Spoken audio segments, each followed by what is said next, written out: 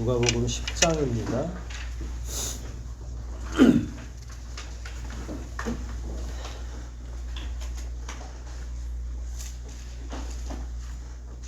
누가복음 10장 25절부터 일단은 29절까지만 먼저 읽고 공부를 시작하겠습니다. 누가복음 10장 25절로 29절까지만 읽습니다. 길지 않으니까 합독합니다. 같이 저하고 여러분이 같이 읽겠습니다. 10장 25절부터 읽기를 시작합니다. 어떤 율법 학자가 예수님을 시험하려고 와서 선생님, 제가 무엇을 해야 영원한 생명을 얻겠습니까? 하고 물었다.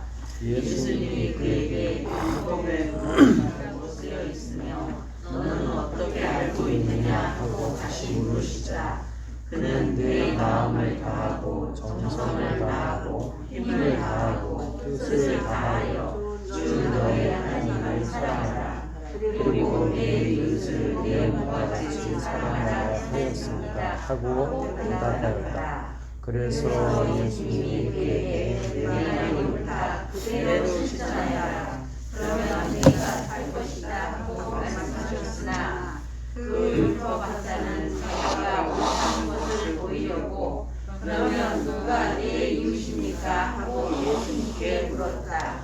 그러자 예. 29절까지만 먼저 공부하고 계속 읽을게요. 누가 예수님에게 왔죠? 예.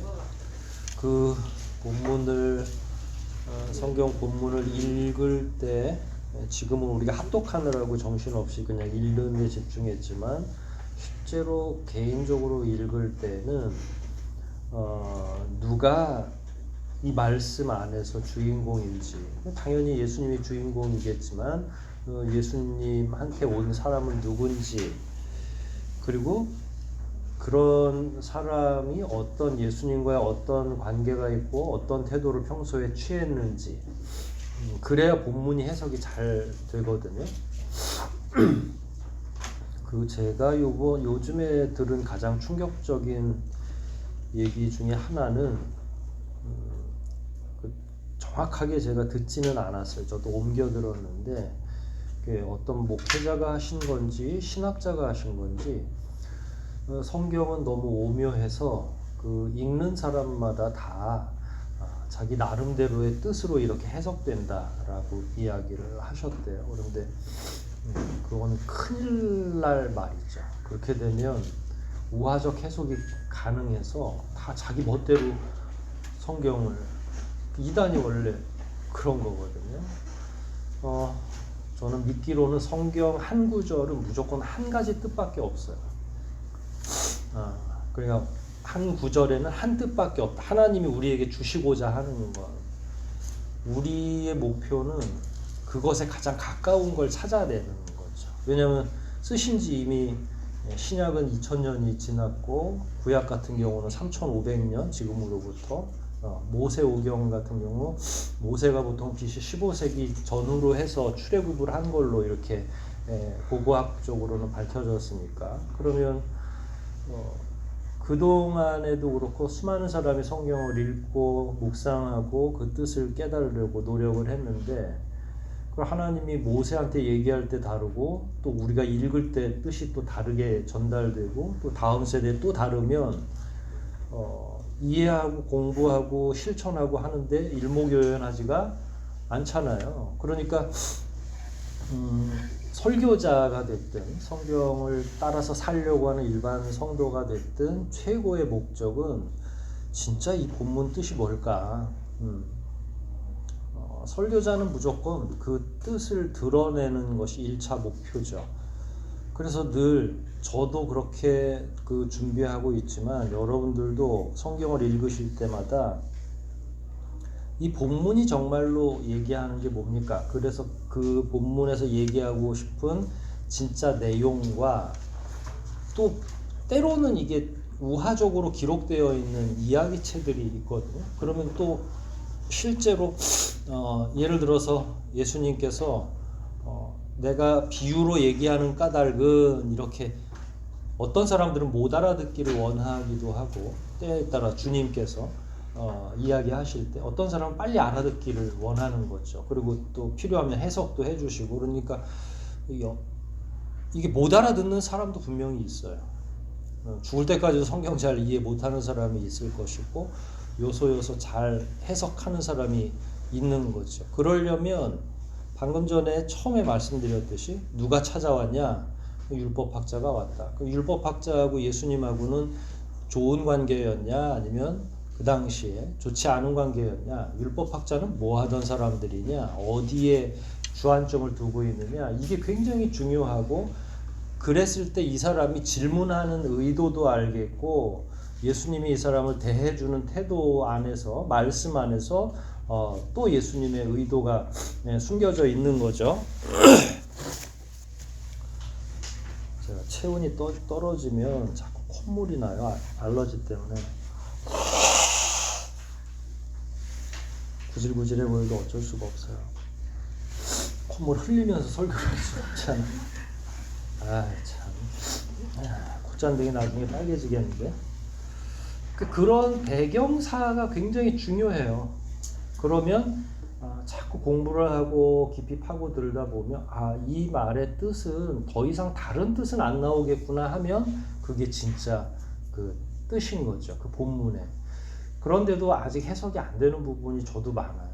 그래서 제가 가끔 얘기하죠. 웃으면서 이거는 올라가 가지고 물어보시라고. 진짜 그 말씀이셨는지.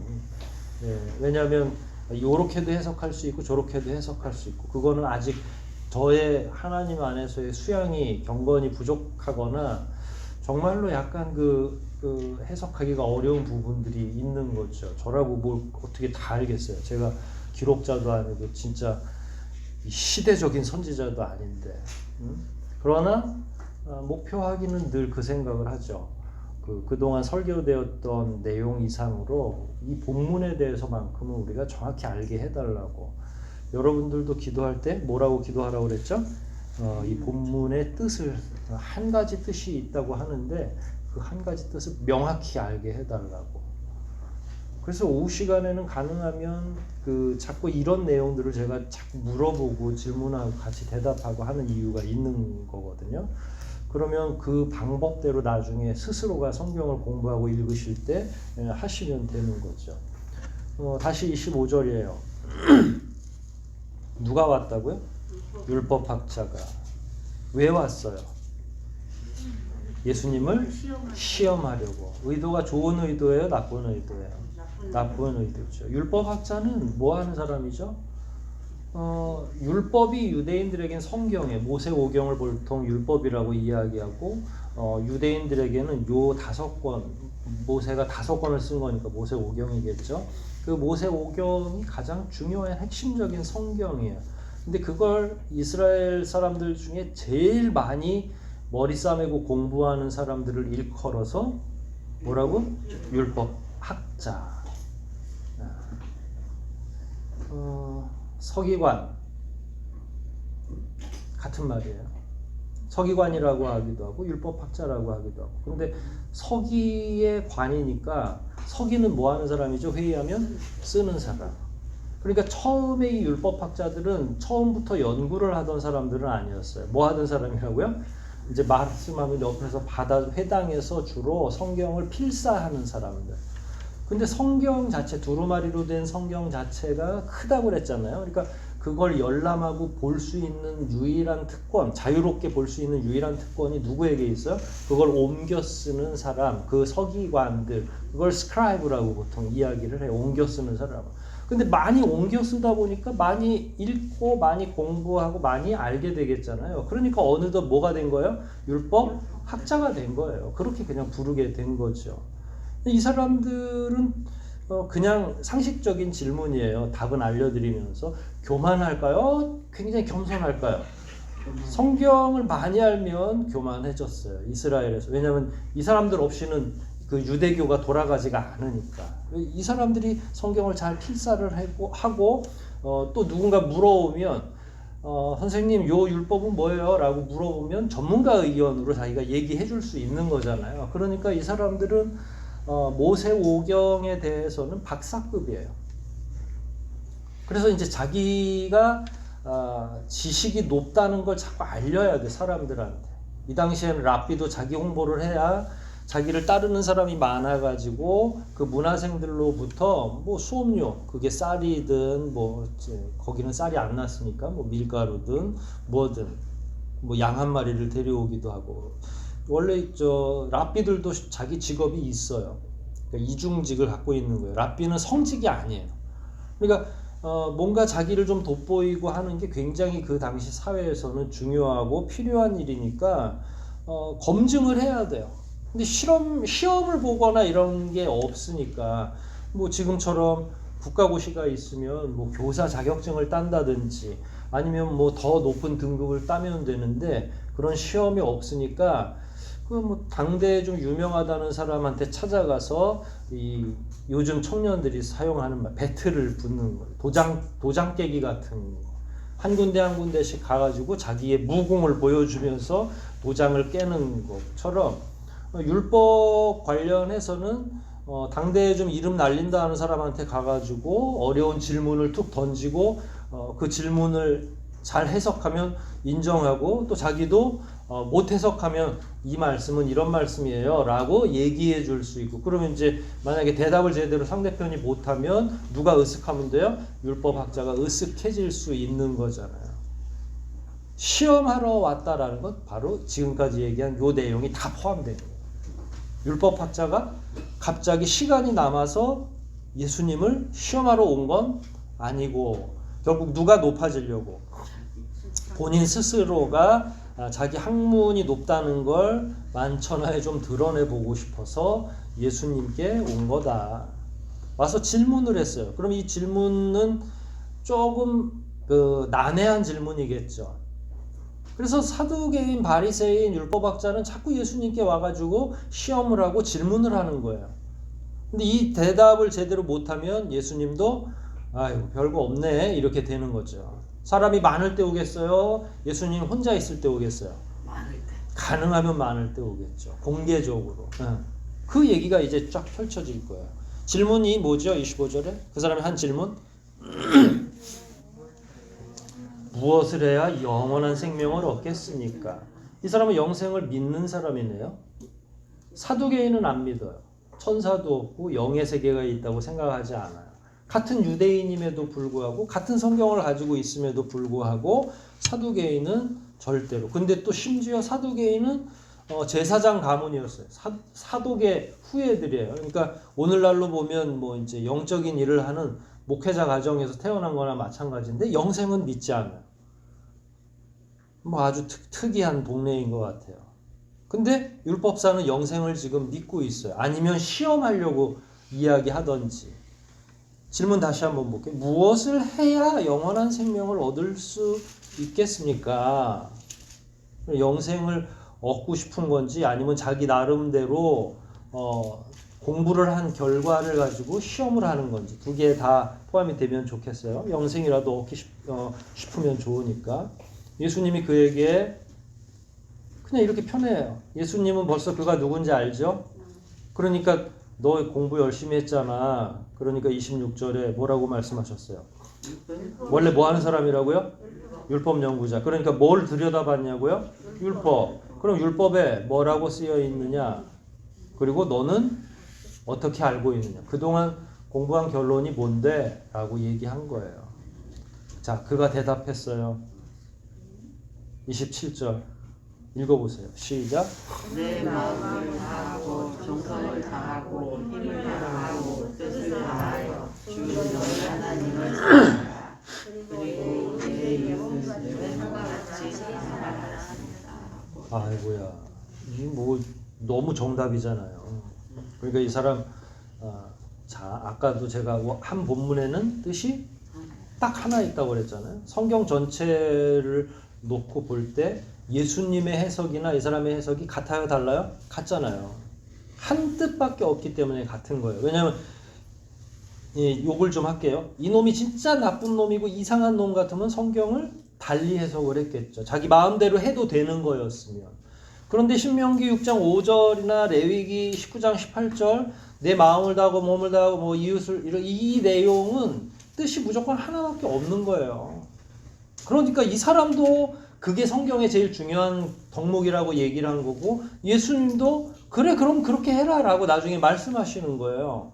그러니까 본문의 뜻은 무조건 하나밖에 없으니까 우리는 무조건 그 하나 되는 뜻을 찾으려고 노력을 해야 되는데 다행히 이 사람이 영생에 대해서 물어봤고 그러면은 성경에서는 의를 얻고 영생을 얻기 위해서는 두 가지를 하라고 했습니다. 하나님을 사랑하는 것, 또 내 이웃을 그냥 사랑해서 안 되고 내 몸처럼 사랑하는 것입니다 라고 대답했다는 거예요. 그러니까 정답도 알고 있고 예수님도 합의하는 거죠. 28절에 뭐라고 그러셨어요 예수님이? 그래서 예수님이 그에게 내 말이 옳다 그대로 실천하여라 그러면 네가 살 것이다 하고 말씀했다. 일단 여기까지 이렇게 딱 정리를 해보면 문제는 예수님이 너무 쉽게 얘기하신 거예요. 근데 이거는 이 대답은 변할 것 같아요? 안 변할 것 같아요? 지금 시대나 모세 시대나 아니면 이 율법사가 살았던 때하고 그래 질문을 우리가 똑같이 할 수 있죠. 여러분이 저한테 질문하실 수 있죠. 목사님 어떻게 영생을 어떻게 얻는 거예요? 그러면 저는 요거 인용해서 하나님 사랑, 이웃 사랑 끝. 정말이요? 그래 그거야. 근데 하나는 가서 실천해라고 하는 거죠. 뭘 복잡하게 설명할 필요도 없죠. 그런데 여기에 예수의 보혈도 있고 십자가도 있고 생략되어 있는 거예요. 아직은 예수 보혈과 예수 십자가가 등장하지 않은 거예요. 왜냐하면 예수님이 직접 설명한 거니까. 이 사람한테 예수님의 비밀을 예수님이 아직 시작도 안 한 비밀을 얘기해 줄 수는 없으니까. 그런데 우리 대에는 예수 복음을 얘기해 줄 수 있으면 더 좋고요. 뭐 여하튼 그래서 여기서 중요한 건 28절에서 가장 중요한 단어는 뭘까요? 실천이에요. 실천. 성경 진리를 이해하는 거 제일 먼저 이해. 성경 진리를 믿는 거 두 번째. 성경 진리를 실천하는 거. 이 세 가지가 제일 중요한데 우리는 믿는다고 하면서 어디까지 못 나가요? 예, 실천이 그렇게 쉬운 게 아니에요. 그러니까 사람들은 행위가 먼저냐 믿음이 먼저냐 자꾸 엄한 거 가지고 이야기하는데 믿어야 그 행위로 구원을 얻는 거예요. 믿음이 없이 행위만 한다고 구원 얻겠어요? 믿는다고 얘기해 놓고 안 믿는 게 누구예요? 이게 유대인들 때문에 그러는 거예요. 사실은. 자, 이렇게 쉬운 대답을 한 이면에는 유대인들이 하나님을 정말로 마음을 다하고 성품을 다하고 사랑하고 있다고 생각하셨어요? 안 하셨어요? 안 하신 거죠. 언제 때부터? 다윗 이후 때부터 그 전부터 계속 여제까지 오늘 아침 예레미야 애가 살펴본 것도 마찬가지고 하나님을 믿는다고 분명히 유대인들이 그렇게 얘기하고요. 그게 유대교가 된 거고 믿는다고 얘기하면서 우상 숭배는 뒤로 다 하고 있고 믿는다고 하면서 이웃을 사랑하기는커녕 시기와 질투하고 손가락질하고 지금도 왜 왔다고요? 율법학자가? 시기하고 시험하려고 온 거잖아요. 그거는 이웃을 내 몸처럼 사랑하는 거예요? 아니에요? 이미 벌써 이 말씀이 너무 쉬운 말씀이지만 이거는 초등학교 아이들한테 설교해도 어렵게 할 필요가 없어요. 말씀대로 실천해라 라고 얘기하는 거예요. 간단해요. 그런데 이미 이 사람부터도 실천하며 살지 않고 있는 그 토대가 이미 정리가 되어 있는 거예요. 그러니까 이 사람들은 믿는다고 얘기했을 뿐이지 하나님과 하나님의 말씀을 믿는다고 얘기했던 거지 진짜 믿음은 아닌 거죠. 왜냐하면 믿음은 뭘 통해서 드러나야 된다고요? 실천을 통해서. 근데 이제 이 실천을 하는 사람들이 유대교인들 가운데 있죠. 그 사람들 팔을 바리새인 파라고 이야기해요. 그 사람들은 마음속은 안 보여요. 그리고 겉으로는 다 27절처럼 얘기해요. 마음을 다하고 성품을 다하고 뜻을 다해서 하나님 아버지를 사랑합니다. 이웃을 내 몸처럼 사랑합니다. 이렇게 막 다다다다 얘기하고 심지어 실천도 하는 것 같아. 하나님을 사랑하고 뭐 헌금도 11조 따박따박하고 뭐도 하고 실천은 엄청나게 잘하는데 그 내면은 정말로 믿음일까를 들여다보면 진짜 참 믿음이었으면 예수님이 바리새인들을 미워하지 않으셨겠죠. 적이 될 리가 없는 거죠. 그러니까 실천이 된다고 해서 그 사람이 정말로 참된 믿음을 가지고 있느냐, 그 사람이 정말로 살 수 있는, 영생을 살 수 있는 사람이냐, 이거는 전혀 상관관계가 없는 거죠. 참 믿음과 참 실천이 같이 가야 돼요. 그러니까 유대인들은 아까 성경 진리 이해, 성경 진리 믿음, 성경 진리 실천 이 세 가지 단계 가운데 유대인들은 그냥 1단계예요. 성경 진리를 이해는 하고 있는 거죠. 믿는다고 착각하는 거예요. 실천, 그래서 믿음 다음에 실천도 있다고 생각해서 자기들은 다 어떻게 생각하냐면 나는 영원히 살 수 있어 라고 바리새인들은 생각했겠죠. 예수님이 오면서 그 믿음의 균열이 가기 시작한 거예요. 왜냐하면 예수님 입장에서는 자꾸 예수님은 오히려 죄인이라고 일컫는 사람들하고 어울리면서 거기에다가 진짜 이야기를 하는 거죠. 마음이 애통한 자가 복이 있나니 천국이 너희 것이다 라고 선포하시는 분인 거죠. 그동안 천국은 바리새인 거였거든요. 서기관과 율법사 거였거든요. 사두개인들이나 혹은 그 당시에 제사장 그룹이나 종교 지도자들이 마치 영적인 가장 중요한 권한을 가지고 있다고 했는데 예수님은 가난한 사람들한테 너희들, 그게 이제 심령이 가난하다는 거는 육신적, 물질적 가난 이상이에요. 그러니까 하나님에 대해서 갈급한 것, 하나님에 대한 영적 가난 상태, 이런 가난해야 뭔가를 끊임없이 갈구할 거잖아요. 그런 사람들이 복이 있고 천국을 소유할 수 있다고 하니까 아니 우리가 나눠줘야 되는데 왜 예수 자기가 나눠주고 난리야 이렇게 된 거예요. 그런 면에서 다시 돌아오면 자 예수님이 오늘날 얘기에도 더 뾰족한 얘기 안 하실 것 같아요. 여러분 예수님 믿습니까? 믿죠? 성경을 믿어요? 영생 얻으려면 어떻게 하시면 돼요? 네, 마음을 다하고 또 그 다음에 그대로 살면 되는 거예요. 하나님 사랑하고 이웃 사랑하고 그걸 열심히 예수님이 실천하라고 그랬잖아요. 그러니까 별 용 빼는 재주가 없는데 여기서 이제 자꾸 이단도 나오고 이런저런 이상한 종교 집단도 나오고 잘못된 성경 해석이 나오는 거죠. 잘못 해석할 구석이 어디 있어요 여기? 도대체가? 하나도. 그런데 이제 실천하라는 거, 이 실천의 덕목에 이제 교회에다 헌금을 많이 하라고 그러고 뭐 하라고 자꾸 이것저것 들어가 붙여버리니까 거기에서 뭔가 문제가 생기는 거죠. 주님이 언제 교회 건축하라고 그러셨어요? 예수님이? 그랬으면 예수님이 5,000명씩 한 번 모이면 집회를 해도 그 정도인데 교회를 언제 지어야 돼요? 그럴 때 지어야죠.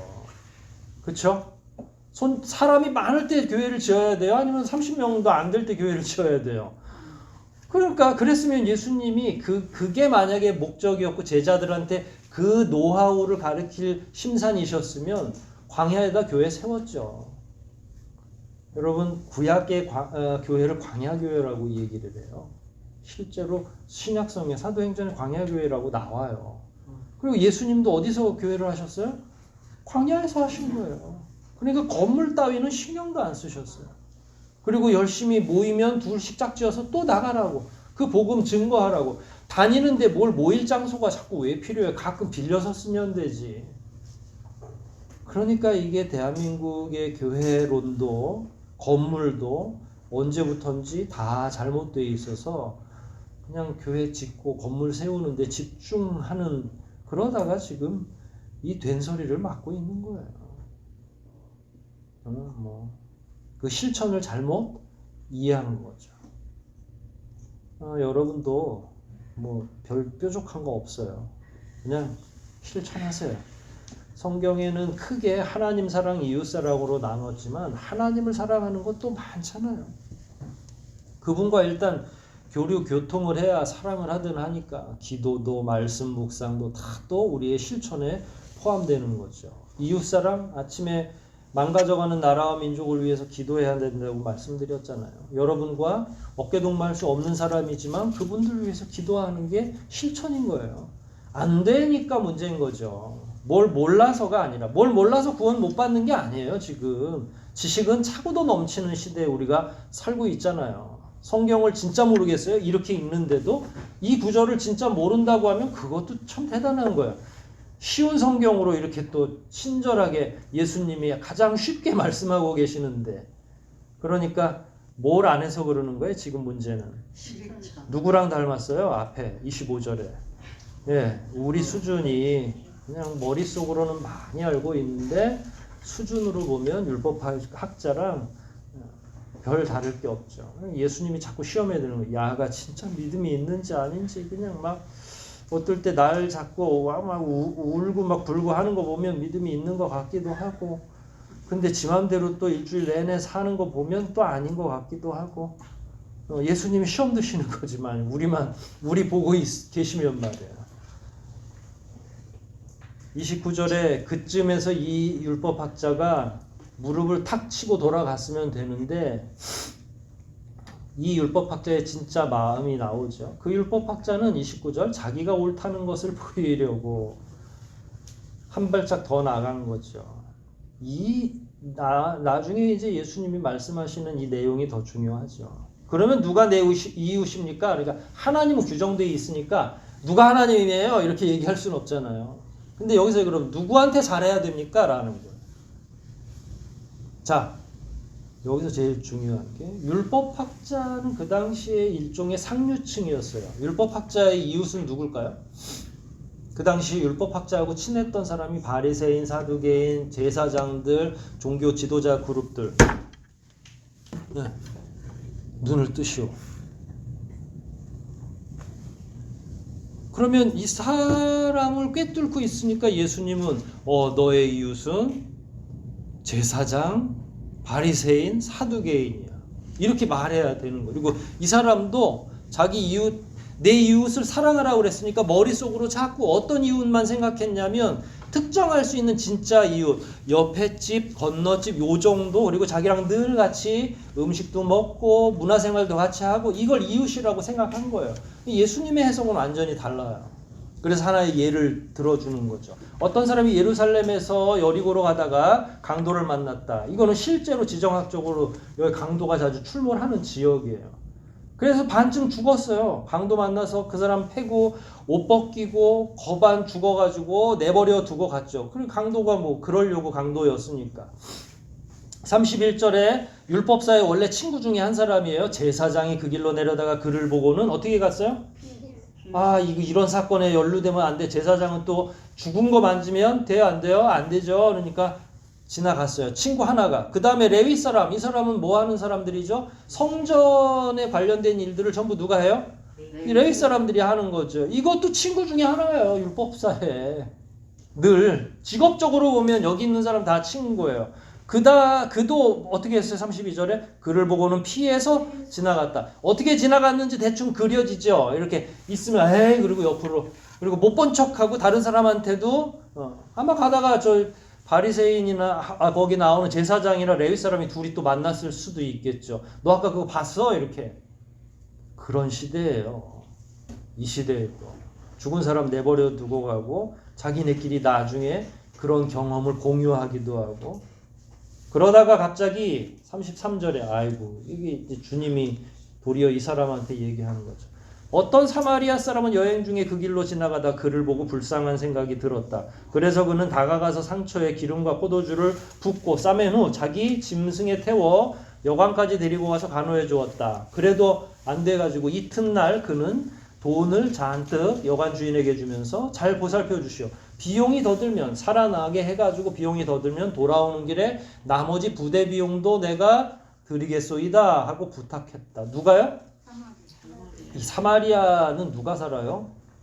이방인 취급받는 사람들이에요. 사마리탄이라고 하는 게. 유대인들 입장에서는 이게 거의 부닥치고 싶지 않은 사람이에요.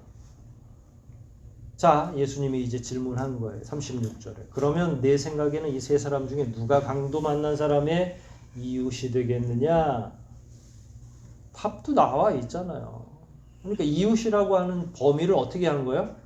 불특정 다수 강도 만났는데 주민등록증도 없고 누군지도 모르는 게 이웃이라는 거예요. 그 사람에게 있어서 누가 이웃이냐면 도와주는 게 이웃이지. 그러니까 너도 열심히 이렇게 도와주고 구해줘라 그랬는데 이 사람의 친구들은 지금 다 도망가 버렸잖아요. 자, 37절에 이 사람이 대답한 게 더 가관이에요. 잘 주의 깊게 읽어보셔야 돼요. 37절 시작. 그때 법학자는 그 사람을 불쌍히 여기셨습니다. 하고 대답하였다. 예수님은 그에게 너도 가서 그와 같이 실천하여라 말씀하셨다. 자, 보세요. 37절에 이 사마리아는 율법학자가 그 사람을 불쌍히 여긴 사람입니다 했잖아요. 근데 주님이 분명히 얘기했죠. 33절에 어떤 그러니까 이 율법사는 한번 보면 기억하는 게 굉장히 비상한 사람이에요. 성경을 안 보고도 쓸 수 있는 정도예요. 그러니까 비상한 머리를 가지고 있으면 방금 전에 예수님이 10초도 안 돼서 레위 사람, 그 다음에 또 앞에 제사장, 그 다음에 사마리아인 몇 명이 지나간 거야? 30명이요? 30명이면 좀 모를 수도 있지. 30번째 온 사람이 직업이 뭔지 27번째는 누가 와서 모를 수 있죠. 등장인물이 몇 명이에요? 이 이야기는 3명이에요. 2명은 자기 친구가 1명은 자 이럴 때 생각이 안 날 수 있는 사람이 누구예요? 원래 사마리아 사람은 진절이 처지기 때문에 진절이 처져서 생각 안 날 거예요. 유대인들에게는. 그러니까 제사장이 어떻게 기억이 안 나겠어요. 지나간 사람 중에 2이 지금 피해갔는데 레위 사람도 분명히 율법사가 알았고요. 사마리아 사람은 알았겠어요? 못 알았겠어요? 알아야 피하지. 그러니까 당연히 사마리아인인 줄 알았어요. 근데 여기 뭐라고 표현했어요? 그 사람을 불쌍히 여긴 사람. 사마리아인이라고 명확히 얘기해야죠. 왜냐하면 주님이 사마리아인이라고 얘기했으니까. 그러면서 이게 부가적으로 또 들어가야죠. 사마리아인 즉 그 사람을 불쌍히 여긴 바로 그 사람이 진짜 이웃입니다. 근데 예수님이 너무 도발적으로 예를 드신 거예요. 왜냐면 유대인들은 사마리아인들 그 동네 안 가고 싶어 이렇게 생각하는데 그 사람들하고 어울리고 싶지 않아 이렇게 얘기하는데 일부러 주인공을 누구로 등장시킨 거예요? 사마리아인. 그래서 선한 사마리아 법도 있잖아요. 도와주다가 만약에 그 사람이 더 위기에 도와주려고 했던 사람이 위기에 빠졌는데 잘못하면 내가 구해주고 보따리 물어내야 될 상황이 생기는 걸 미연에 막으려고 그냥 도와주라는 거예요. 요즘에 법이 만들어졌는데 그게 선한 사마리아 법인데 예수님은 참 고약하신 분이죠. 일부러 이 율법사가 유대인들이 누구를 싫어하는지 어떤 족속하고 함께하기를 싫어하는지를 알고 계시니까 니들이 그렇게 예화를 만드실 때도 니들이 그렇게 싫어하는 그 사마리아인을 주인공으로 삼아서 말씀하신 거죠. 그럼 이 사마리아인을 본받아야 돼요? 본받지 말아야 돼요? 여지까지의 유대인들이라면 그건 그거고. 왜냐면 사마리아인은 구원받지 못하니까. 그런데 지금 이 주제는 뭐예요? 어떻게 하면 영원한 생명을 얻을 수 있습니까? 했잖아요. 그 예수님은 또 다른 메시지도 전하는 거예요. 이 영생을 구원하는 데는 이웃을 내 몸처럼 살아가면 되는데 하필이면 누가 구해준 거예요? 사마리아는 원래 구원 받아요? 못 받아요? 유대인들의 입장에서 못 받아요. 근데 예수님은 뭐라고 선언한 거예요? 사마리아 사람은 구원 받은 거야. 이웃을 그 몸처럼 사랑했기 때문에. 오묘하죠. 그래놓고 예수님 또 초등학교 3학년 아이한테 이야기하듯이 또 합니다. 너도 가서 그와 같이 어떻게 하라고요? 여러분도 그냥 한자로 실천을 써서 방문에 붙이든지 믿음, 실천, 지식, 믿음, 실천이에요. 성경 진리를 아는 거, 지식, 성경 진리를 믿는 거, 그 다음에 성경 진리를 실천하는 거. 이 3가지는 잊으시면 안 돼요. 근데 우리는 첫 단계 이상 가지를 못해요. 믿는다고 하지만 우리랑 척지고 있는 사람 절대로 사랑 못하죠. 자존심도 있는데 내가 상처를 받았는데 그를 위해서 기도 못하죠. 거기가 우리가 한계면 주님이 슬퍼하시겠죠. 주님이 오늘날 우리에게 말씀하시면 뭘 대단한 걸 말씀하시겠어요? 얘야 배웠잖아 성경에서. 그대로 실천하면 영생을 얻을 수 있는 거야. 보혈, 공로, 십자가 다 여기에 포함되는 거 아니겠어요? 예수님이 왜 십자가를 지셨어요? 하나님 사랑하고 이웃 사랑하는 걸 직접 몸소 보여주시려고 한 것 아니겠어요? 여기서 벗어날 까닭이 없는 거죠. 돌아가서 잘 실천하세요. 이번 주도. 그렇게 하고 가서 기도하시는 거죠. 말씀대로 살게 해달라고. 기도합시다. 우리 이 시간 우리 말씀 생각하면서 한번 기도하시겠습니다. 복잡해 보여도 복잡할 거 없고요. 초등학교 3학년만 돼도 2학년만 돼도 유치원만 잘 다녔어도 한글 다 알고요. 한글 이해할 줄만 알면 이 말씀을 이해 못할 수가 없죠. 말씀 이해 못해서 말씀이 어려워서 믿음이 안 생긴다고 하는 건 그건 거짓말이잖아요. 자, 그러면 우리 믿음 있다고 합시다. 이제 남은 거 실천이에요. 하나님 사랑, 이웃 사랑, 뭘 별다른 게 있겠습니까? 우리 이 시간 기도할 때에 더욱더 단순하게 우리를 만들어 달라고, 그 단순한 가운데 믿음대로 실천하게 해달라고, 하나하나 곱씹으면서 우리가 하나님 말씀을 저항하지 않게 해달라고, 말씀대로 실천하며 살아가게 해달라고 통성으로 한번 기도하시겠습니다.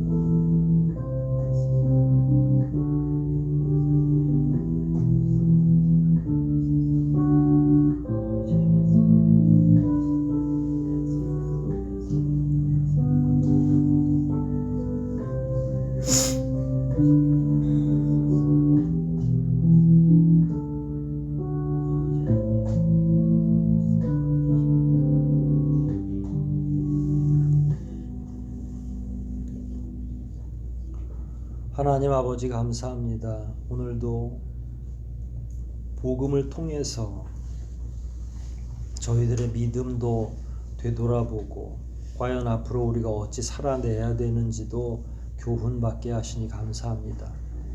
말씀은 깊고 오묘하지만 어린아이도 깨달을 정도로 아주 명확한 진리를 우리에게 베풀어 주신 것을 인하여 감사드립니다. 저희들이 몰라서 구원을 못 얻는 것이 아니라 알매도 불구하고 행하지 않기에 어려움에 직면하는 줄 압니다. 말씀대로 살아가는 지혜와 총명을 허락하여 주시고 용기를 허락하여 주시옵소서. 이번 한 주 내내 작은 말씀 한 구절이라도 실천하며 살아가는 모든 성도 다 되게 도와주시고 건강한 모습으로 돌아오게 하여 주시옵소서. 병중에 있는 여러 성도들이 있습니다. 코로나 때문에 어려워하는 성도들이 있습니다. 하나님께서 그들 붙잡아 주시고 특별히 더욱더 빠른 시간 안에 회복될 수 있도록 은혜롭게 하여 주시옵소서. 돌아가는 발걸음 인도하시고 한 주간 내내 성령 안에서 평안하여 주님의 뜻대로 살아가는데 부족함이 없도록 우리 모든 교우들, 그 가족들, 그 가정들 한없이 살펴주시고 인도하여 주시옵소서. 모든 말씀 우리 구주 예수 그리스도 이름 받들어 간절히 기도하옵나이다. 아멘.